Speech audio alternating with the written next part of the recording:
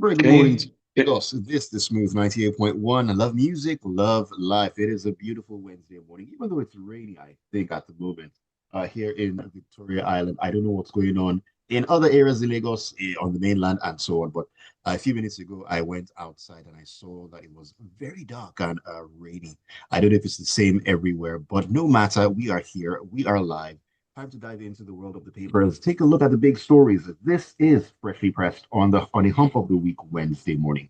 My name is Ayokunmi Kekireakun. It is 31 minutes past the 7 o'clock hour and the 18th day of February 2026. Good to be here with you. I feel blessed. I feel privileged to be on the radio talking to you right now as we get to dive into the various dailies across Nigeria. Another interactive session is on the card. So all you need to do is join us on WhatsApp, join us on YouTube as well. We are streaming live at Smooth 981 FM Lagos. Smooth 981 FM Lagos. You can leave your comments there, as you always do. We love to read from you. Looking forward to reading from the regulars, your Feel Good Radio friend and co.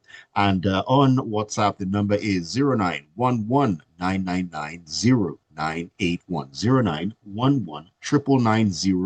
0911-999-0981. Those are the ways to join us on the show this morning. All right, joining me for analysis to give us some context on the stories. Three fine gentlemen are joining me to shake some tables where necessary. I think we do that in the grapevine, but sometimes on Freshly Pressed, it tends to happen, but it's all good, as they say. All right, joining me right now, Lakunle, Yusuf, Devoe, Okorie, and of course, Mr. C in the studio. Lakunle, good morning to you. Welcome into the show. Good morning, Ayo. Good morning, Mr. C. Good morning, Devoe, and Ramadan Mubarak to all our Muslim brothers and sisters who start the fasting today. May this year's period of worship and look into the face of the Almighty meet us with His mercy, and may we get the full benefits of the month. Amen to that. Ramadan Kareem to the Muslim faithful out there and to the Christian brothers and sisters who also begin the Lenten season. May it be a period of supplication, of renewal as well, and everything that you wish for will come to the fore. Oh, yes, today is Ash Wednesday. How did I forget that? Yellow. It's okay, Lakunle. All right, Devoe, good morning to you. Welcome.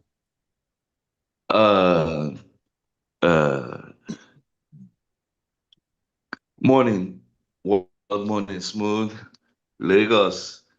AYC, Lakunle.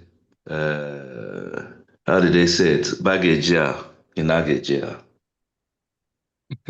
Cool. Rowdy sessions. Rowdy sessions. I know what you mean by that. So we'll jump into that one in a moment. But Mr. C, good morning to you. Good morning, Aya. Good morning, Devoe. Good morning, Lakunle. Good morning, Lagos. All right, let us jump into a session that is not so rowdy here in the studio and on Zoom. But let's talk about what went down in the National Assembly. The Punch is the newspaper of choice, and it says the National Assembly on Tuesday approved the electronic transmission of election results, but retained manual collation as a backup, triggering protests, a walkout by the opposition lawmakers, and heated debates in both chambers ahead of the 2027 general elections. Now, what should have been a routine legislative correction to the Electoral Act Amendment Bill instead degenerated into one of the most dramatic sittings of the 10th Assembly, exposing deep partisan fault lines ahead of the 2027 general elections. Devoe, we thought that the Senate was rowdy. The House of Reps said, hold my drink, we can do you one better. And at the end of the day, we have come to where we've come to. Manual collation has been retained as a backup. Now, the legislature have spoken, but I don't believe they've spoken with the voices of the people on this one, Devoe. You're muted, by the way. Hello? All right, we can hear you now. Okay. First of all, let's say it the way it should be said. The National Assembly did not work in the interest, or neither did they respond to what the people of Nigeria wanted, over 200 million of us. That should be said, and we're going to mark it in history, even with the actions that are going to come forward. Because you see, for a long time, we've always stressed, argued, made a lot of commotion. People are like, why are you people making noise and ranting all the time? It's simply because we believe we can get a better life in this country. We believe Nigeria has all it takes, human resources and solid minerals, to be that great and advanced nation. At the moment, we are running a democracy. And when I say at the moment, it's because currently we've also had military tyranny in this same country. We've also had parliamentary rule. We've also been colonized. And we've come this far after 60 years plus the almost 100 years before colonization to arrive at a democracy. And a democracy is a government of the people by the people. Now, whilst we undergo the presidential system and elect presidents, governors, and their cabinets. One of the greatest checks and balance in any democracy is the National Assembly. They're supposed to be representatives of the people. They're not there on their own will. They're not elected to push their own agendas. And when they cannot push the agenda of the people, clearly, when the majority of the people are asking for something and the National Assembly members, for whatever reason, do against that, then they have become enemies of the people. The summary of yesterday was both in the House of Representatives and the Senate. Of course, there was a commotion. Clearly, the APC has the majority. And prior to this full House meeting that took place yesterday, already in the House of Reps, they had already passed that electronic transmission was mandatory because coming from the 2023 election, INEC had already proven that they had advanced, what do you call it, in technology in the sense that the telecom operators had already said it's possible. Okay. Now, whether even if you point out that there are states that have gaps, those gaps can be fixed given the budgets that they have. Okay. Right. I mean, it's foolhardy to keep saying that, oh, I can't get. Doesn't the military move into those ungoverned spaces? I mean, if you don't use mobile systems, you could use satellite systems. You can even buy Starlink for what it's worth. So it's an argument that we knew could not hold water. But clearly, because they wanted to take advantage, they wanted the status quo, they wanted to keep this manual transfer, which enables gross amount of corruption and manipulation on the election results. The IREV was built so that people up front could do the same way Mahmoud Yakubu explained it in Chatham House, so that Nigerians would have that confidence that nobody will be able to manipulate the elections. That's what was asked for. So, in a further summary, in the House of Representatives, in the Senate, the minority leader, what's his name, Eina Abaribe, called for a division, which basically Akpabio mocked and said last time you did it, you drew back. But this time around, they had to do it. And what that meant was every senator had to answer his papa name, as they say in local parlance. You either stand up for electronic transmission or you stand up against it.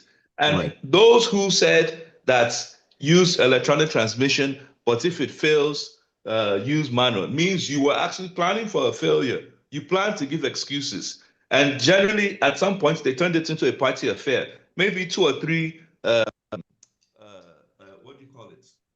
Two or three. We can barely hear you now, Devoe. Okay, that's better. Okay. That's better. Yes, two or three opposition senators joined the majority of the APC. And as they always say, majority had their way, minority had their say. Likewise, in the House of Assembly, the opposition senators stood up in reaction that this was not our position. We're supposed to counter what the Senate had done. But what the Deputy Speaker of the House proposed that instead of passing what they had already agreed to, he asked that they sustain what the Senate had passed last week, so that at the end of the day, it would read, yes, it would read that the two come out. Well, not only do Nigerian citizens have a call now to stand against the National Assembly, clearly we all should know that these members of the Senate and the House of Reps that voted against the people need to be punished. They should not return. That's one. Secondly, I think Nigerians should just plan for constant protest at the National Assembly and state assemblies to ensure that these people begin to have a sense of respect, fear for the people that brought them there. This way that they believe that they're playing politics without our reactions, we must get to the end of it. It's a democracy. We all own this country equally. It's a democracy. We all own this country equally. The coming days are going to be very, very interesting. There have been protests outside the National Assembly. I also read in some of the reports that former Minister of Education Obi Ezekwesili also joined the protest, accusing lawmakers of attempting to dilute electoral safeguards. Well, we are here right now, and these conversations haven't ended, even though the legislators have moved forward with this. Is this the end of this conversation? I don't know. I don't think so. But we are definitely here to see how this all plays out. All right, Lakunle, let us step into the next story here. We are going to be taking a look at this one in the Premium Times, where it says that President Bola Tinubu on Tuesday unveiled the Nigeria Industrial Policy 2025 with a charge to relevant ministries, departments, and agencies of government to ensure speedy implementation. Now, according to him, the policy, which is a roadmap for re-engineering Nigeria's industrial base, unlocking value across sectors, and placing production, competitiveness, and jobs at the center of the nation's economic strategy, has already established a clear implementation architecture, because policies rarely fail at conception, but at execution. I think what we should say is that policies usually fail at the execution stage. Okay, so when I saw this story, one of the first things that came to my mind was what we used to call the National Development Plan. I think that Nigeria had the first one in a 5-year development plan, 64 to 68. Then it was truncated by the Civil War. The second one, which was probably the most ambitious of all of them, was 70 to 74. And there was a 75 to 1980, which was actually very huge. And it was in that period that Nigeria experienced the most ambitious and the fastest growth. I recall, I think that at that time, the government injected about 42 billion naira. For context, in 1975, 42 billion naira would be about 84 billion US dollars. For context, okay? So if we look at, and then there was the fourth national plan that in 1981 launched by President Shagari, and they doubled that number, so by 86 billion naira. In that time, that would be about 140 something billion USD, right? For context. So we can know where we're coming from. Like your last statement said, okay, so then we truncated that idea of a national development plan, I think in 1986 or thereabout, and we went structurally to adjust the programs of Nigeria, and everything went south as it were, and we're where we are today. Like you said, your last statement, right? It's we don't lack ideas, we don't lack experts who can formulate policies. Well, the problem here, even with the successes of the plans that I mentioned, the problem that was obvious were in the management and execution. It was during the second national plan that we had what we call the oil boom, right? And then famous quotes that we all had, we grew up to hear, that Nigeria's problem at that time was how to spend its money.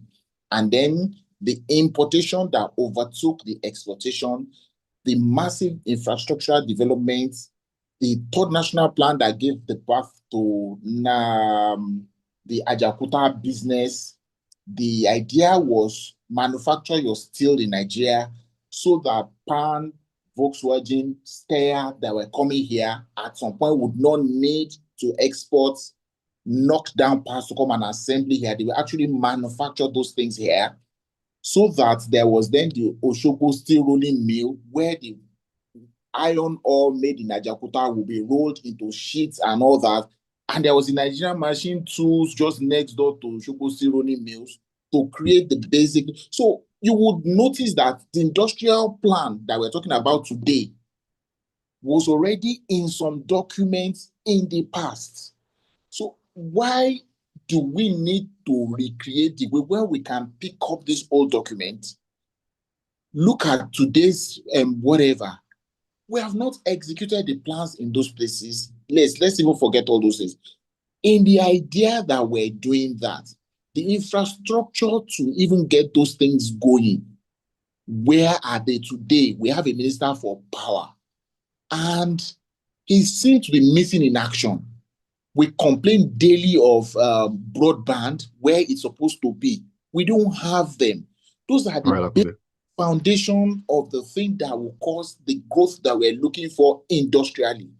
And I think that we should focus more on those basics. Or is it that we're adding all these foundational things into the plan itself?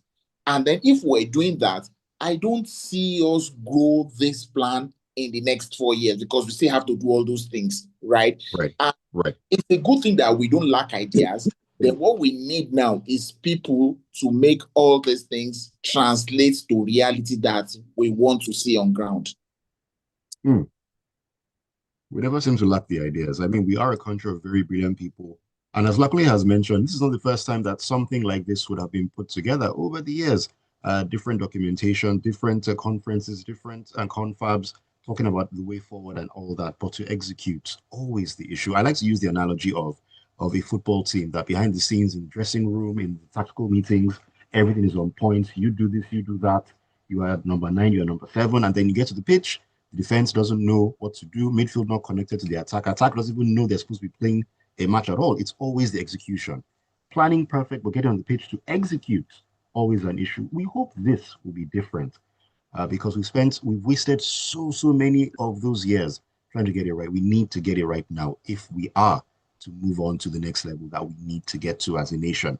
Let me take a message or two before I come back to you, Devoe. As we move along on the show this morning, Tony from Ikeja says, good morning, Ayo Uncle. Tony, good morning to you. Tony says, let the opposition presidential candidates boycott the 2027 election. What's the use wasting your time and money to run an election only for a corrupt few to determine the outcome? Why should they spend more to hire SANS only for the court to fail the wishes of the masses? Let them boycott the election and let this go down in our history. It's all clear now that the current leader's strategy is only embedded in corruption and greed, nothing more. All right, thank you, Tony, for that message. Keep them coming in on WhatsApp on 0911 999 0981. Leave your comments as well on YouTube at Smooth 981 FM Lagos. If you're just tuning in, this is Freshly Pressed on the Smooth Breakfast. Once again, my name is Ayokunmi Kekereakun. Devoe, Lakunle, and Mr. C are in the studio with me, going through the stories. All right, Devoe, let us talk about this story in the Punch, and it has to be some more figures and monies. Anyway.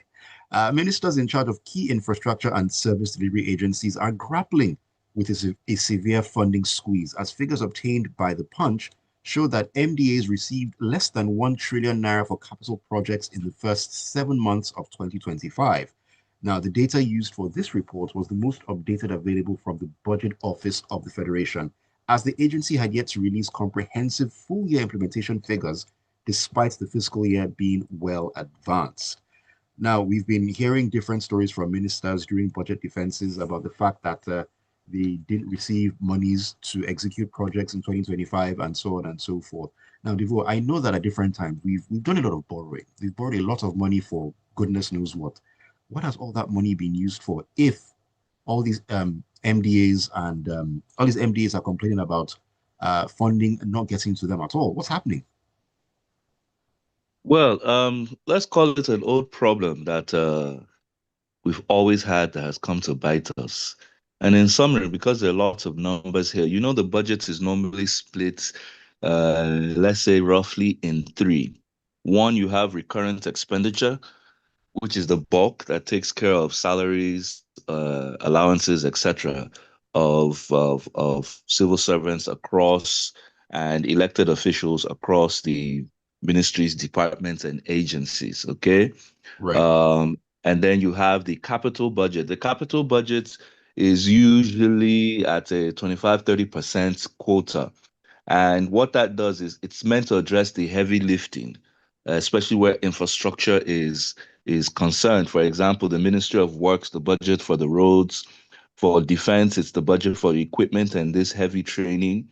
For health, it's supposed to address revamp and revitalization of the hospitals, the equipment, which come at an expensive cost.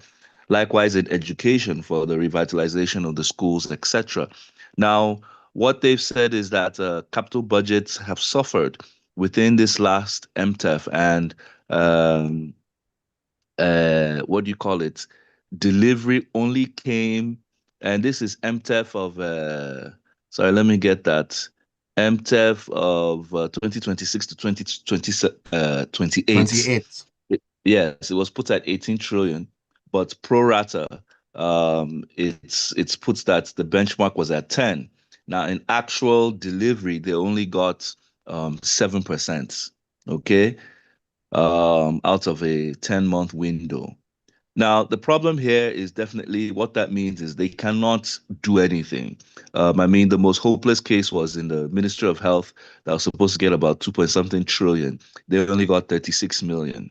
That is Ridiculous. less than a drop of ocean in a drop of water in the ocean.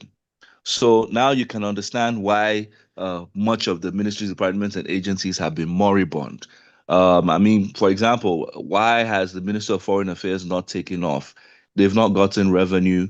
I mean, sorry, they've not gotten funding to be able to push out ambassadors since this administration came to bear, except for those three locations. That's because America snapped that they quickly found some money. Now, the problem here is, from the um, Buhari administration, it had always been identified, if you remember the Oransaye reports, that Right. Nigeria's government, even at state level, was what do you call it? Was top heavy. Okay, we just have too many people at the civil service levels, and the whole idea through the Oransaye report was to cut down. This administration attempted it on entry, but they never implemented. So we're still carrying that heavy weight. And what that means, maybe out of political patronage or one thing or the other. But you can see we're not able to pay out those ministries, because if you're paying out more for salaries than you are for the real work, then you are not wise. It's not a good decision. Secondly, also, if you look at our revenue points, even though we didn't meet our oil benchmark, even though it increased marginally, okay, and this is the reason why, part of the reason why the administration had to cut subsidy and harmonize FX, because we didn't have any money anywhere to blow. We were even arrive at where we are now, we had to borrow and borrow. So it doesn't pretend well. And this is the truth of the real economic situation, because most times when they paint this picture, which now looks like propaganda, that all is well and that the country is moving forward, the truth is now showing itself. Our backside is being exposed. Right. So the truth is the fiscal authorities are going to have to take some hard measures again. And that's my fear. And even the MPC, you'll be shocked. They're not going to reduce the rates, because already you can see there's a gap coming between official rates and black market rates. Because the truth of your naira is not as strong as you keep pushing it out there in the markets. So I really want this government to take these hard decisions. I know Nigerians have always clamored that they want jobs, that they're unemployed. But the truth is, improving our economy is not going to come from government spending. Getting jobs, the unemployment rate is not going to improve simply because government is employing. What Thank government you, is meant Devoe. to do, finally, is to create an enabling environment where private sector players can then excel. By excelling, they now create the job so that you and me have a job to do. I rest my case. Okay, so very quickly, I'm going to say the following things. We still do not know why the federal government earns money and is unable to fund capital projects for its ministries, departments, and agencies. True, it appears that a majority of the loans that were obtained externally are being used to fund certain capital projects. Now, how is the nation supposed to develop if you cannot fund capital projects for your ministries, your departments, and your agencies. Now, all of this will end up in the question, what exactly is happening to monies received by the federal government, given the fact that since June 2023, we've been told that on a monthly basis, there have been savings from the fuel subsidy. How much have we realized from these savings from June 2023 to December 2025? Then, where are those savings? So again, we're back here, familiar place for people who listen regularly to Freshly Pressed. Many questions, very few answers. Many questions, but very few answers, as it usually tends to be. Dapo from Bajumo says, good morning, Smooth Crew. Cry, my beloved Nigeria. People are no longer at ease because things have fallen apart. I see you decided to channel your inner Chinua Achebe there. Welfare, thank you very much for the message. Daniel from Festac, good morning to you. He said the joke is on those who believe that there are not many APC supporters who understand the danger of insisting on only electronic transmission of results. It's delusional to think that the legislators don't have supporters who believe in winning elections by any means necessary. Talking without taking action will not cause any change. Expect lots of network failure in the 2027 elections. It's the Nigerian brand of politics. All right, thank you, Daniel, for your message. Lakunle, let us talk about food. This one is a very interesting one I came upon in the Premium Times, where it says the Nigerian government has launched a national advocacy and awareness campaign for a community food bank program to tackle malnutrition among children under 6 nationwide. And this is a very interesting and lofty idea here. Bearing in mind that malnutrition remains a major underlying cause of child mortality, and it contributes to nearly half of all deaths among children under 5 in the country. What are your thoughts, Lakunle? Sorry, before Lakunle starts, I just want to point out something which is legal. Under the Constitution, there's nothing like the office of the First Lady. And our journalists in the media Mr. C, need to stop that nonsense. There's no office of the First Lady. Mr. C, you've taken the bites off where I was going to start. Okay, so let's say so the story should never be Nigerian government. Actually, if you look at the story itself, it says Office of the First Lady, National Traditional and Religious Leaders Summit. There is no role in the constitution for traditional rulers to play. So we cannot say, so let us say that this is a non-governmental organization project that will collaborate with government agencies to do. We are rewriting but funded by government. Funded by government. That should be noted. You don't know yet. It's not today. They've always funded the First Lady's office. Not today.